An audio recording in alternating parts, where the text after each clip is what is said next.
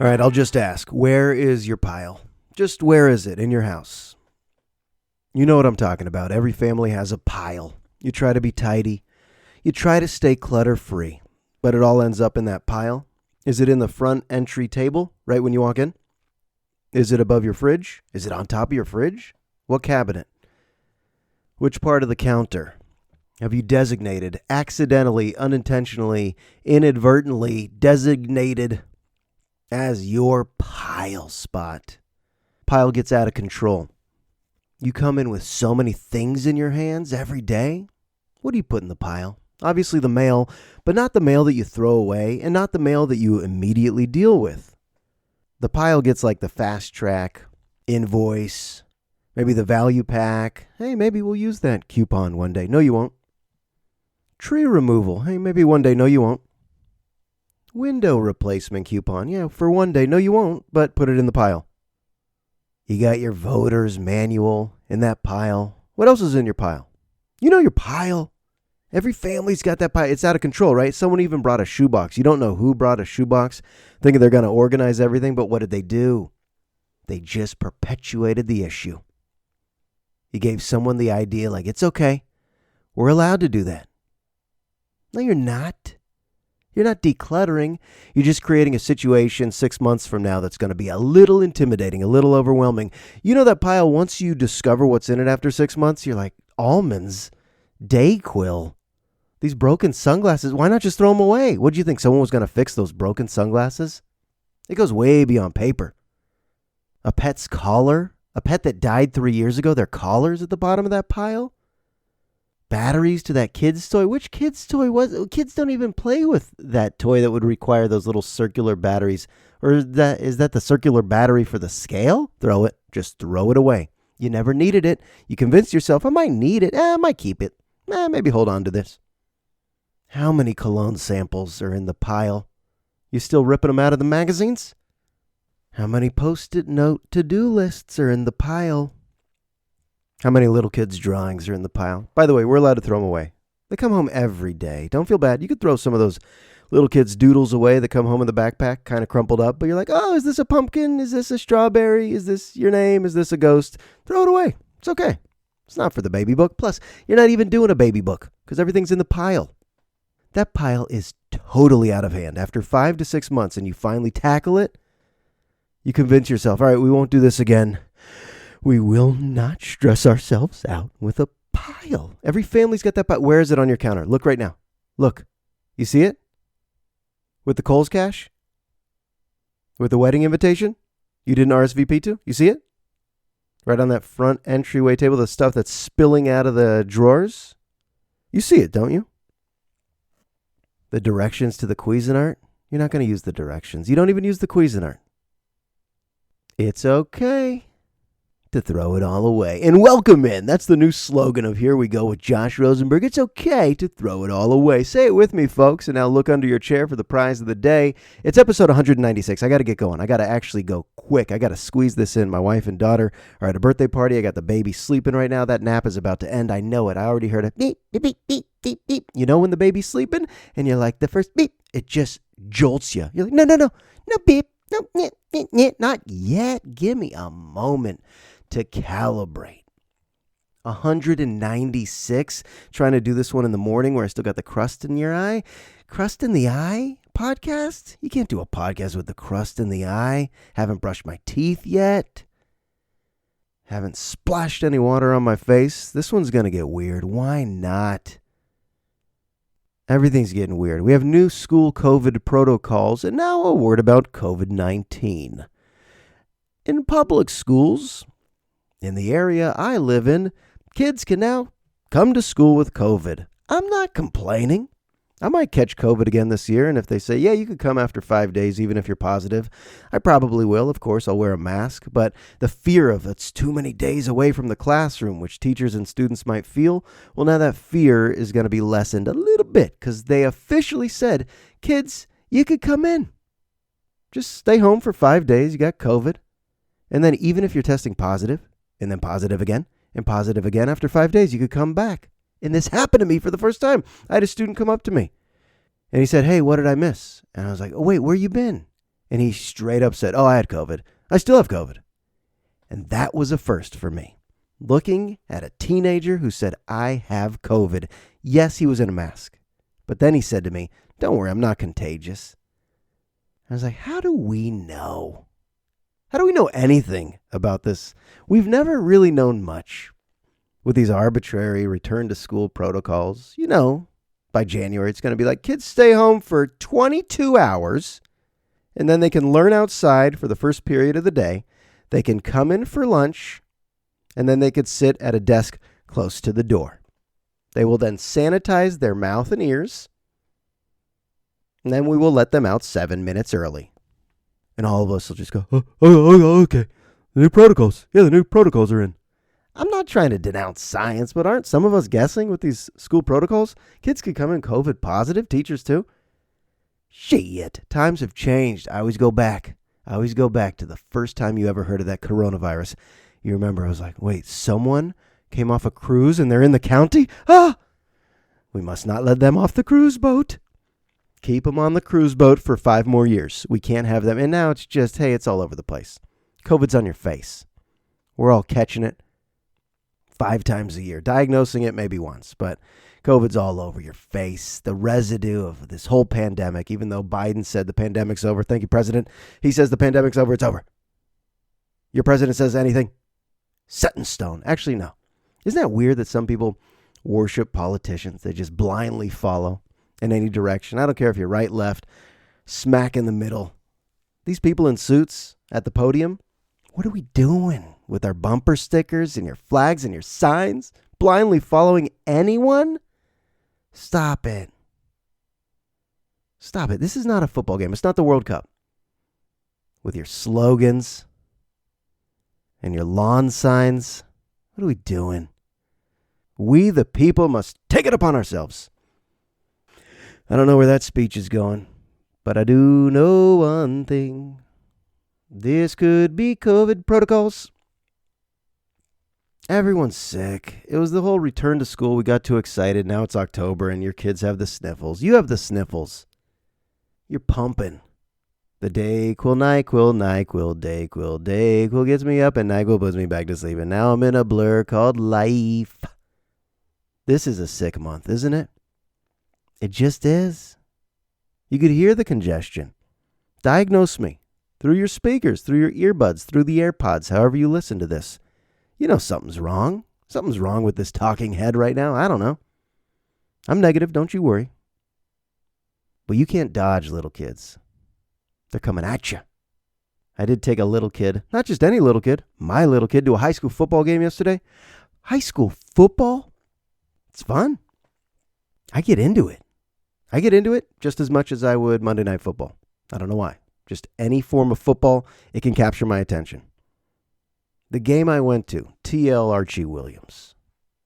We got Falcons and Trojans on the field. In San Anselmo, just a big backpack full of popcorn and gummy bears and Gatorade and Cheetos and Doritos. And we went to the snack bar so much to try to keep a 4-year-old interested in a football game. You see the cheerleaders? You see the kite? You see the flag? You see the people in the crowd? And then occasionally you see that quarterback try to throw. It's tough. It's just me narrating a bunch of meaningless shit throughout the game, but it was fun. And the kids were having fun. The players were having fun. Here's my takeaway. In the first half, one kid on the other team had a great interception. Right after the play, he spins the ball on the field and all of his teammates come and they celebrate together and the ref throws the flag. Unsportsmanlike conduct. Penalty. Then a couple minutes later, one of the TL players just starts talking shit. After a great deflection, a cornerback had a deflection. He starts talking shit to the wide receiver. They throw another flag. Unsportsmanlike conduct. There were a few. It seemed like there were a few unsportsmanlike conduct. And I had the opposite thought. You think the adult will go, yes, keep these kids in line. Don't let them celebrate too much. Why not? Why not allow excessive celebrating in high school? If they've been in their desks all week and they've committed to this sport called tackle football, it's kind of courageous when you think about it. Still, in Marin County, where parents are probably thinking, not my kid. Most parents, not all, not my kid.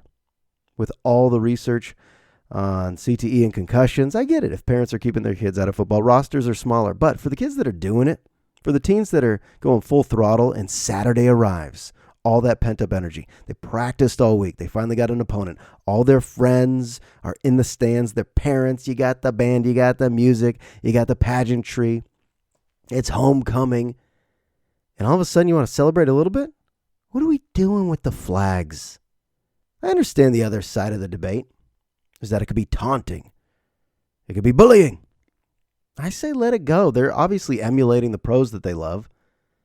In what other facet of life are we not allowed to emulate the pros? That's usually a good thing, right? If you're an amateur doing anything and you start to imitate the professionals, the great professionals doing their craft, it's a good thing, right? Well, if they watch the NFL and they see a bunch of celebrations and then they want to celebrate with their teammates, enough with the flags, enough with the 15-yard penalty. Trojan, Whereas baseball has evolved into way too much celebrating. Here I am, the old man, get off my lawn. But I was watching the Major League Baseball playoffs.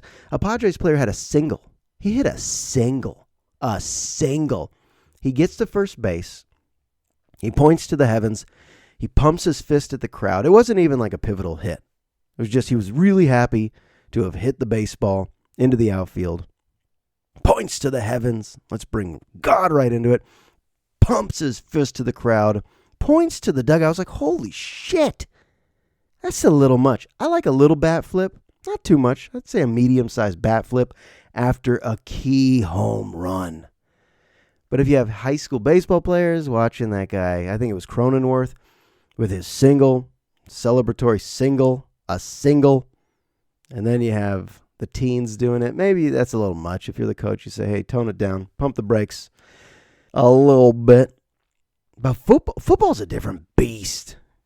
You're kind of putting your physical health out there on the line with every single play. And if you do something that's kind of spectacular, I say you stop the game for 42 seconds and let the teams just go fucking nuts. Don't tell me that decreases the entertainment value. Don't tell me it's not teaching them the right lessons. What lessons? There's already enough rules. What side am I on? Are you an adult or are you a kid? I don't know. I'm an adult who still knows there's a kid deep down in there. I'll let him out sometimes. Oh yeah, I'll let him out. Actually, here's the perfect passage to capture an older generation looking at a younger generation from Chuck Klosterman's hit book, The 90s. My buddy Alex sent me this excerpt. This is right in the book. It says, older generations despise new generations for multiple reasons, although most are assorted iterations of two. Number one, they perceive the updated version of themselves as either softer or lazier, or both. These categorizations tend to be accurate. But that's positive. That's progress. If a society improves, the experience of growing up in that society should be less taxing and more comfortable. If technology advances and efficiency increases, emerging generations should rationally expect to work less. If new kids are not soft and lazy, something has gone wrong. Yeah, these kids, I don't want to call them soft and lazy, but if they get a little too comfortable, that's a result of success in society, as previous generations work their asses off to give them that life. Not sure how I'll connect that to high school football, but just take that swallow pill and wash it down. Older generations always just trying to figure out what's the next generation all about. We always sound so detached when we try to assess them and analyze them and evaluate them. And maybe that's the point. We can be compassionate, but we don't know. We don't know. They're very in tune with their mental health. We know that. Like, I never heard the two words panic attack in high school when I was in high school. Does that mean we weren't having panic attacks? Not sure. But if a modern day 16-year-old seems to be having so much nervousness and anxiousness and emotion in a moment, and it's debilitating, they can't even react. They can't even have a conversation. They go, I'm having a panic attack. Whatever the symptoms are, whatever they Googled is a panic attack. And they go, yep, I identify with that and that and that. I'm having a panic attack. Then you hear it a lot. I've had so many students say they've had a panic attack, having a panic attack. We'll have a panic attack next week, so schedule me out. Fine. Like I said, the older generation who might not totally understand, we're compassionate, we'll be considerate, but then you rewind time and you go, wait, where were the panic attacks in the mid to late 90s? Where were the attacks? I guess we weren't just diagnosing ourselves or labeling ourselves. We were just muscling through. And before that, are you kidding me? Our parents, our grandparents, our great-grandparents, your great-grandparents, they didn't have panic attacks. They went and got fresh air and came back into whatever social setting they were a part of. Tommy, you don't look so good. Go get some fresh air. The year's 1912. Hey, Tommy, get your ass out of here. You're sweating, you're convulsing, clearly very worried about something. Go get some fresh air. Don't pump them with Prozac. Don't pump them with the meds yet. By the way, pumping us with meds, you gotta watch the Michael Pollan Netflix series, How to Change Your Mind. It's based on his book. Michael Pollan's the journalist who usually writes about food, I think, but now he's writing about psychedelics. It's like a 4-episode series. I watched the one about psilocybin, magic mushrooms. Fascinating. He basically says a lot of people who are taking prescribed medications for whatever disorder, whatever ailment, whatever they're going through, they complain about the side effects and how addictive it is. Not that they don't like the feeling of how the pill works. Whatever pill you're taking and it works, you go, thank the heavens. Thank you. Good, it works. But I don't love all the side effects, and I don't love the fact that I'm so fully addicted I probably can't get off. So he's having a bunch of psychologists and scientists research psilocybin. And he's not conducting all of the studies. He's kind of reporting on it in layman's terms for people like me to try to understand and convey on this podcast. For people like you who are like, what's the point? Number one, he says it's a one-time thing. If you have a controlled, regulated trip, for lack of a better word, if you're just picturing shroom trip, like a bunch of the hippies in Golden Gate Park, try to picture it more regulated in like a doctor's office with a couple people with clipboards and you're in a bed. All right, that's not the ideal shroom trip, but consider this scientific psilocybin research. And Michael Pollan is showing you how it has worked. It's been successful, but maybe if you're one trip away, here's the conspiracy theory, that big pharma, these big companies, they don't like that. They're like, wait, one trip away from being healed and cured? No. We like you to be addicted, so we get to keep selling and selling and selling to your doctors and selling and selling and selling. We want you hooked. We want you to be dependent on something where the money's going to keep coming in. If you're like one psilocybin trip away from dealing with whatever inner turmoil has created such a disorder in your mind, then that's not going to get fast-tracked by most big medical corporations today. However, this is Netflix, so maybe it becomes mainstream where more people get interested in psilocybin. And I know a lot of doctors, psychiatrists, actually just recently talked to a psychiatrist, the older sibling of a friend of mine, who lives in Boston, who's doing studies on this. And if I call them shrooms, I know what you're picturing. A lot of people get scared. Magic mushrooms, I don't want to have a bad trip. Fine, then don't take it. No one's forcing you. But for the people that are truly desperate, and there's people in their 60s, 70s, they know all the stigmas, they know the reputation of magic mushrooms. It does sound a little scary if you're not in the mood to trip. But therapists believe, and a lot of these researchers believe, the mind can heal itself the way the body heals itself, like our bodies heal themselves. Isn't that amazing? You get sick for a week, something's happening. Something's happening to this beautiful system where it starts to heal itself. Not of every disease, but of a lot. It's wonderful. Well, can the mind do the same thing to itself? That's the question. And scientists are looking for data. They're not looking for anything qualitative or subjective, but it's the connection back to nature. For all these people, and it could be cancer patients. It could be OCD. The special on Netflix, I think it's the second episode. If you check it out, it's an assortment of ailments. And these people that have done the regulated, controlled trips, they're coming back with such incredible results. Like, I no longer feel the depression. I no longer feel the anxiety. I no longer have the panic attacks. And you're like, whoa, what is in this? Well, it connects people back to this primal connection to nature that really doesn't exist. It doesn't exist. In the book Sapiens, one of the aspects is the author, Harari, Noah Yuval Harari. He says, Homo sapiens were happiest when we were just wanderers. The agricultural revolution, that's the point where people start to develop personality disorders and stresses that didn't used to exist. Stresses upon stresses, the way you organize your day. But go back to the early days of wanderers. They were so connected to nature that maybe that was the happiest era for humankind. Maybe, I don't know. It's a good book, Sapiens. Check it out if you want. But the idea is nowadays your life is on a clock, it's on a calendar. It's being pushed to grab the next paycheck, to get the next payday. You're inundated with so many screens. We know. From industrialization to urbanization, all these things we did to humans and the environment, it sounds pretty negative, right? Of course it sounds negative. But what if you're one trip away from having such a deep connection back to nature? And when I say nature, our natural human form, which probably wasn't intended to have all these stresses that we all feel. And even if it's like a 6-hour trip, that could start to heal you, to just strip you of all the mental narratives that you keep telling yourself. Gets deep. I don't even know if I'm articulating it anymore, but I'll articulate something else from Sapiens. And this is the discussion of all discussions. How did we get so damn smart? If we're evolving out of such primitive forms until we get to this intelligent being called Homo sapien, how did we separate ourselves from everything else and everybody else? The miracle of consciousness. Cognitive metacognition. And my wife tried to explain this to me once 5 years ago, and I was like, what? No. I just said no. It's a theory that this evolutionary leap to make us the only beings, us humans, the only beings inhabiting this planet, to be just so smart and advanced and innovative, which we are. We are.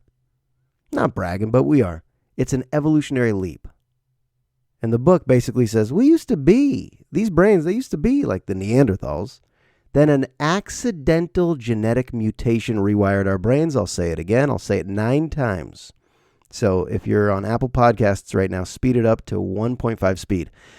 Accidental genetic mutation rewired our brains. An accidental genetic mutation rewired our brains. The whole book is supposed to be, he's a journalist reporting on science.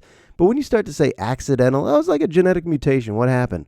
And then humans start to do some incredible things like building boats and planned agriculture, lamps and arrows, modern medicine, modern weapons. It just kind of accelerates real quickly. The way it's currently accelerating is because our brains don't stop. They just keep going and going and going. That's evolution in itself. But that's the most commonly believed theory? Accidental genetic mutation? Yeah, something happened. And then we got smart. Then we just separated ourselves from it. I don't know. I think that's why some people go, nah, that's God.